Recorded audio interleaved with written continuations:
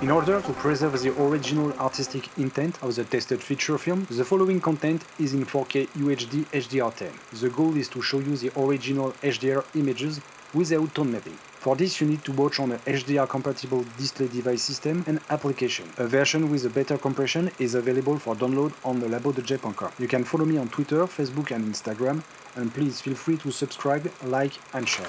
This video is sponsored by HDmoviesource, online retailer of Blu-ray and Ultra HD Blu-ray.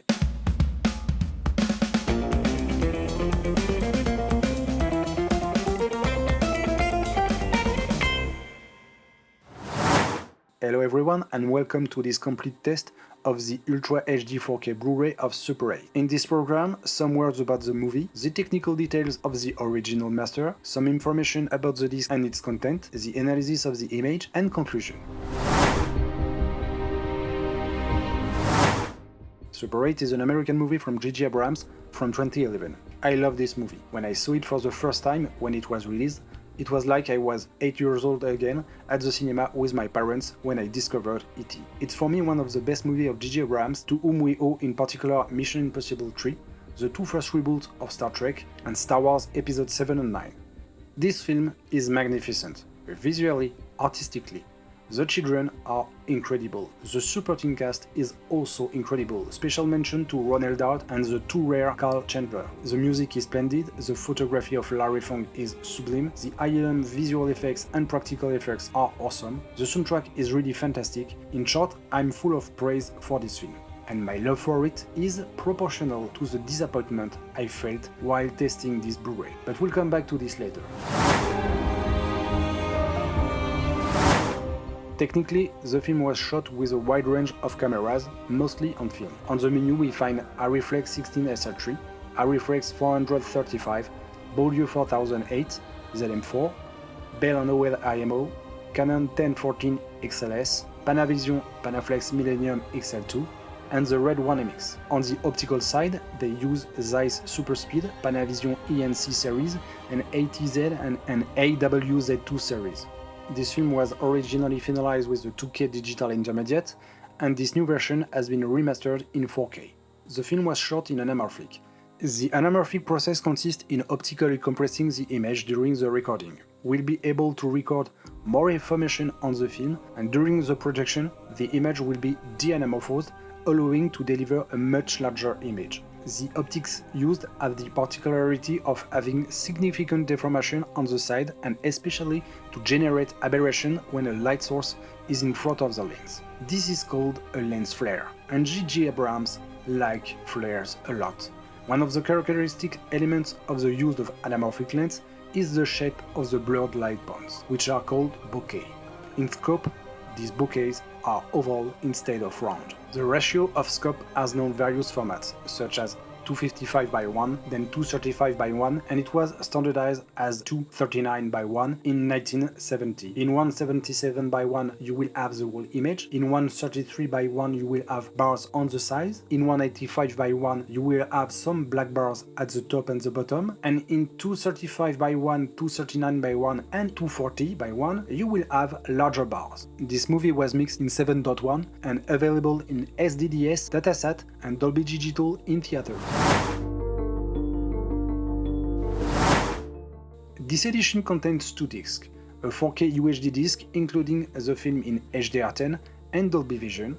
The encoding is HEVC with a 10 bits color depth, and on the other side you have the standard Blu-ray HD version. Regarding the content, we find in the audio section strictly the same as in the previous edition. Don't look for a new Atmos mix, there is none. We find the incredible English Dolby Through HD track that will explode the walls of your living room, and a descriptive audio track. For the rest, no update. We find the compressed track Dolby Digital 5.1 in German, Spanish, French, Canadian, Italian and Japanese. Finally, you find the audio commentaries from director JJ Abrams, producer Brian Burke, and the DOP Larry Fong. Concerning the subtitles, we find English for the hearing impaired, German, Spanish, French, Canadian, Italian, Japanese, and Netherlands. In the extra section, we find the same content as the previous edition. The graphical interface of the menus are rigorously identical to the Blu-ray HD of 2011. You will find a first general module on the shooting with interviews of the main protagonists, a module on the search of new phase showing the auditions of the young actors, a module dedicated to the young Joey Courtney, a module on rediscovering an industrial city showing the research work on exterior sets, a very detailed module dedicated to the different stages of the creation of the creature, a module dedicated to the magnificent score of Michael Giacchino, a small module that shows the magical skills of the director of photography Larry Fong, and finally a last module dedicated to the format and Super 8 camera. Then you have a whole module dedicated to the deconstruction of the train crash. It contains an incredible amount of information about this sequence. All aspects are covered, from pre to post-production. You will find a large number of video in this flowchart. Nothing will be spared. Page of scenario, storyboards, previews, shooting, different camera angles, set effects. We can even see the system mounted on rail that was used to destroy the set and then be erased afterwards and replaced by the digital train. It's simply amazing. It is true that the interface is a bit confusing, but I strongly advise you to take a look. And finally, you will discover 14 cutscenes, and you will have access to the credits of these bonuses.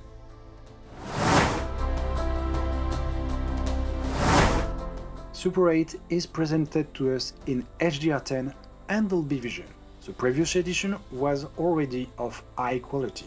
The bitrate varies between 30 and 100 megabits per second, and we have a very nice quality. I didn't notice any bending problem, and we have a grain from the film that is still quite present. So is this HDR edition is far superior than the older one? Well, I'm very mixed about this. I redid my test several times, on several devices, several TVs, monitor, or even my video projector, but nothing to do. The results are always the same, whatever the method. The image is globally a little darker. Blacks are really crushed as often, but where I have a huge problem with this edition is with the highlights. Well, the light peaks are around 300 or 400 nits. I even found one at 800.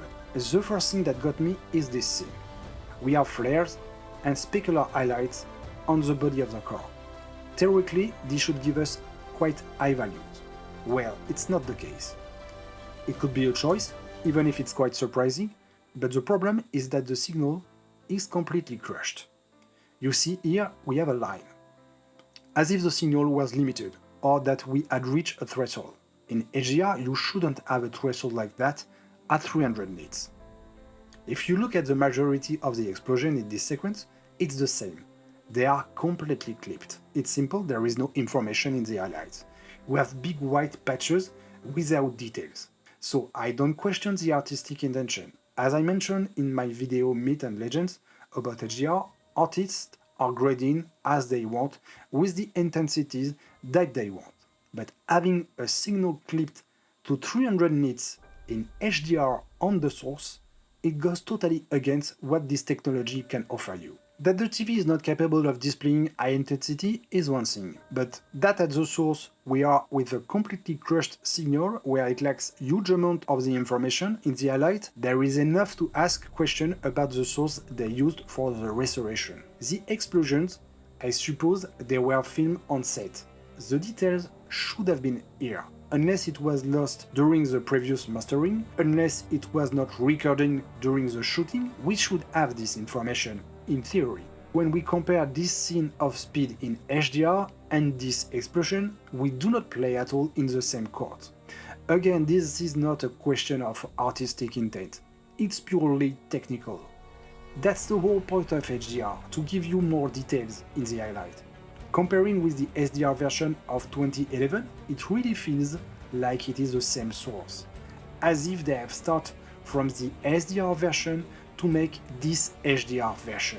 I ask myself many questions about my test. I redid it several times, I remeasured with other movies in the same condition, and the result is still the same. And you can invoke Dolby Vision God, he can't do anything for you. Dolby is not Harry Potter. When there is no information in the image, there is no information in the image. What has been lost or not captured won't be restored. A very large part of the film takes place at night, with very dark scenes. Some of them cruelly lack details for my taste. However, the information is present. If we look at the flat image, we see that there is material. This is an assumed choice, I guess.